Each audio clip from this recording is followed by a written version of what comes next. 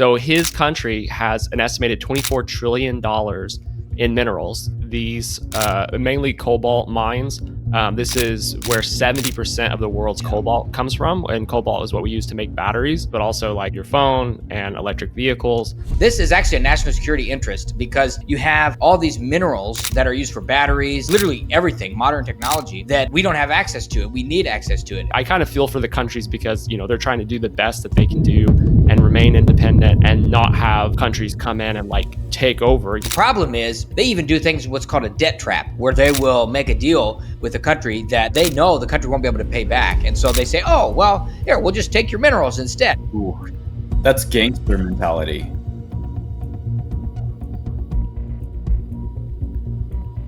So last month, the White House received the most bizarre letter from the president of Congo.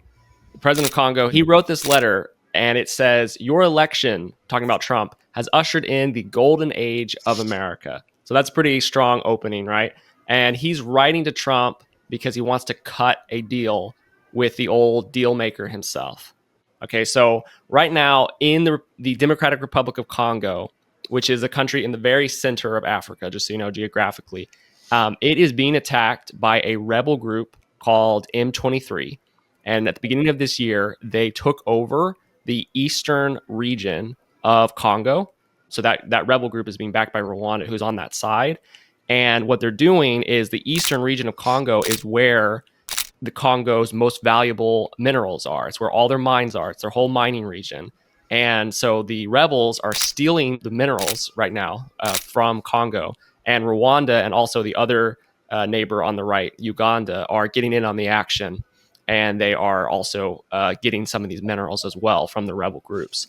And so if this fighting over precious rare earth mineral deposits sounds familiar, if it sounds kind of like what's happening in Ukraine right now, you're not alone, because President Felix saw it and he thought the exact same thing. And so he was inspired by the current Trump-Zelensky mineral deal. And he said, I've got a great idea. So his country has an estimated $24 trillion in minerals. These mainly cobalt mines. This is where 70% of the world's cobalt comes from. And cobalt is what we use to make batteries. And so think, all kinds of batteries, but also like your phone and electric vehicles. And so in his letter, he offers a portion of the minerals to Trump. He's repeating the Trump-Zelensky deal. He's offering a portion of the minerals to Trump for a formal military agreement with the U.S. for them to come in and, completely eliminate his country of the M23 group. And the White House has not yet publicly talked about this. Again, this letter was sent a month ago. It's only just recently been reported on.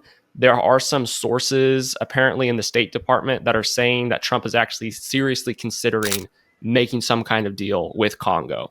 And I thought the story was so crazy. I don't really know of any modern example of another country reaching out to the United States and being like, hey, we're going to give you all these minerals if you come save us. I'm going to break in for a second and say, if you're enjoying this episode, stick around. And at the end, I'm going to show you how you can get access to exclusive content that's only found on locals.com. I watched a video from an African influencer. I believe she was from the Congo this week, and she felt very strongly about the president's decision, the president of Congo.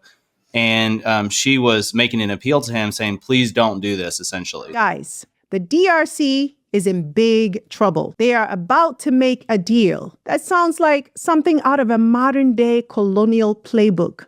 So she was on the opposite side of the president.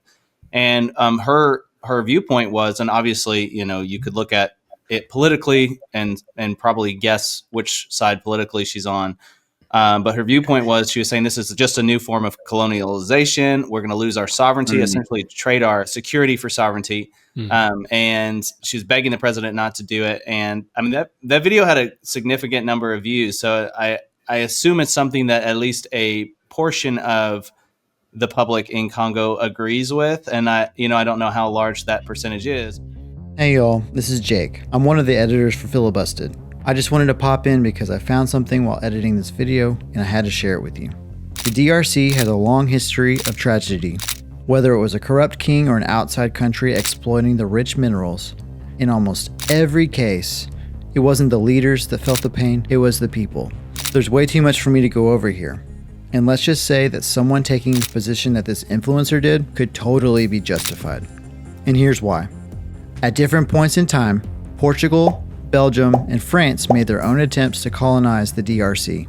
And in other times, neighboring countries and China even used civil unrest in the chaos caused by rebel groups to capitalize and take minerals for themselves. Currently, China has a strong presence due to the deal that they made back in 2008. As you'll hear later in this episode, that long-standing deal hasn't been working out the way it was supposed to.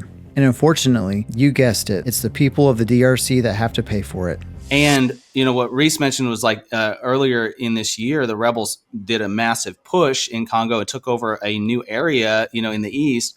And one of the things I read was like there have been reports of mass executions and just horrible atrocities that they've committed during this push and this takeover. And so I think when probably looking from the world stage perspective, someone like Trump is probably looking at not just, okay, the short term, what's going to get us access to minerals right now, or what's going to get us, but also they're looking at the long term, like, okay, it'd be better to be attached to the current government who can give us access to this in the long run, but then also probably looking at it from the humanitarian perspective of what are the rebels doing versus what is the current government doing. And I'm not saying the current government's better. I don't know. But what do y'all think about that? Well, if I could hop in on the humanitarian crisis, I mean, it absolutely is a humanitarian crisis that's occurring right now, on the East. And I think it's so interesting because, like you were talking about, Troy, and small little aside, like the U.S. is criticized all the time for promoting like these forever wars and like funding different groups and getting involved in countries where we're not wanted. I really don't think that the U.S. should be doing that sort of thing like all over the world.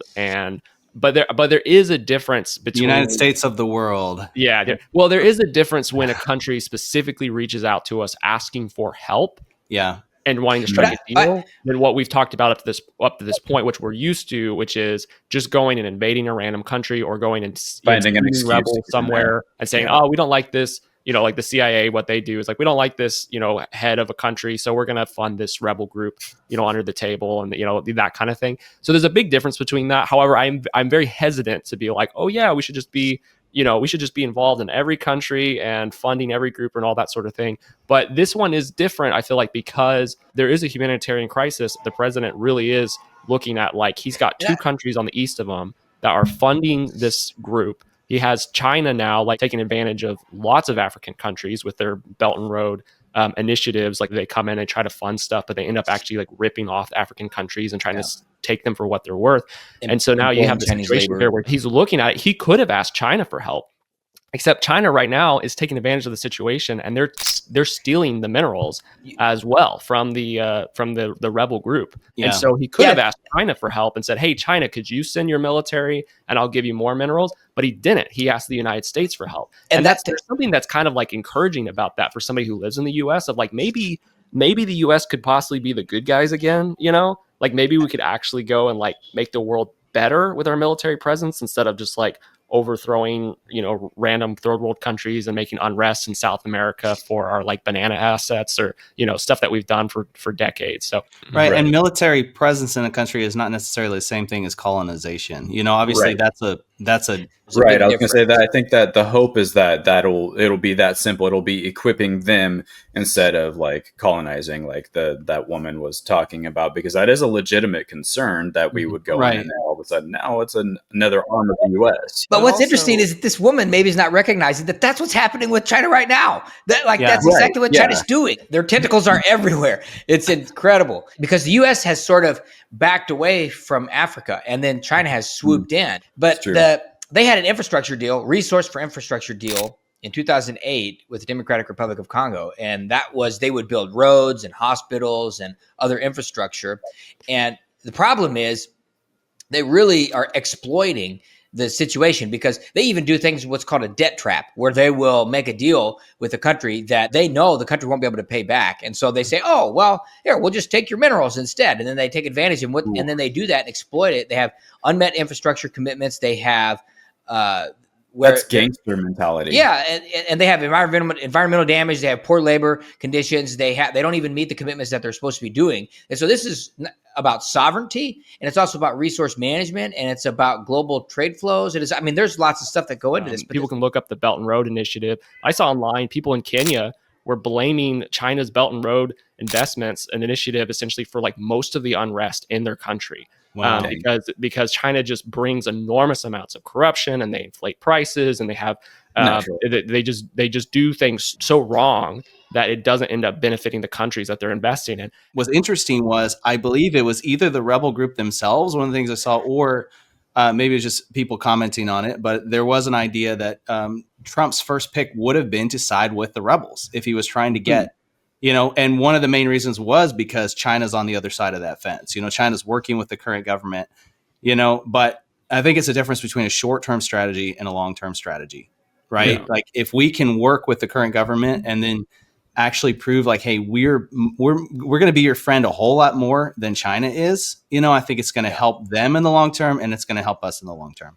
Mm-hmm. Yeah, it's just kind of an interesting idea when you talked about like the colonization idea, because Africa, a lot of African countries are very, very different from each other, and some are prospering and doing great, and others are kind of stuck in cycles of unrest. So that word gets kind of thrown out a lot, but it's interesting because it's just, some African countries have looked around to be like, all right, we're going to do more deals with people. And some have chosen to do more deals with China. Some have chosen to do more deals with the West. Some are trying to like sort of toe the line between the two, which I feel for those countries, because it's like, if you're just trying to do what's best for your country and you're getting caught up in a international dispute where the West, the US and Europe, and then the East, China, are vying for as much influence and as many deals as they can get, and so that they have continued access to the resources that they need to get, especially those precious minerals for our modern day tech.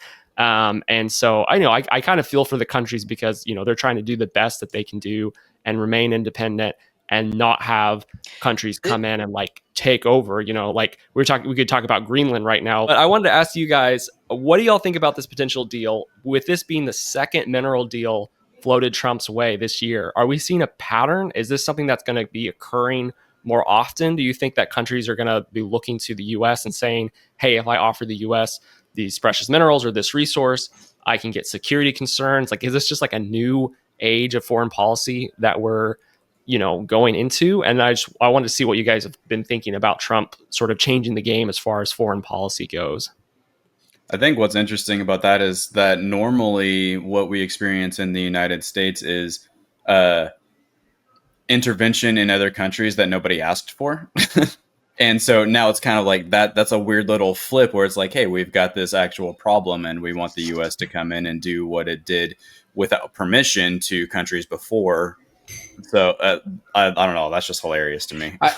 This is actually a national security interest, because you have all these minerals that are used for batteries and computers and like literally everything, modern technology, that we don't have access to it. We need access to it. And so this is actually a national security risk. And that's where, if you look at what China's doing with Congo, Taiwan, and all these other places, that's what this is, largely what this is about. And so for me, this change in public policy is really about protecting the interests of America. And what that exactly looks like whether we actually send our troops there or whether we just equip their troops and train their troops, we need to talk about some of those details. But this is the direction it needs to go. And it's great to see countries like the Democratic Republic of Congo reaching out and doing this. One of the interesting things that I thought of in response to the idea of, well, we're going to become essentially like a security for hire country, is right now people complain about paying taxes, right?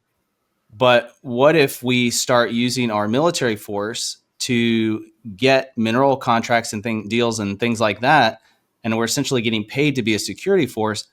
How is the military going to feel about that? With Vietnam, we saw a disillusionment of our military forces where they suddenly said, why are we fighting this war? And it's for a completely different reason. But they were like, why are we even there? And, and the public was mad at the military, and it wasn't the military's fault. They're just following orders.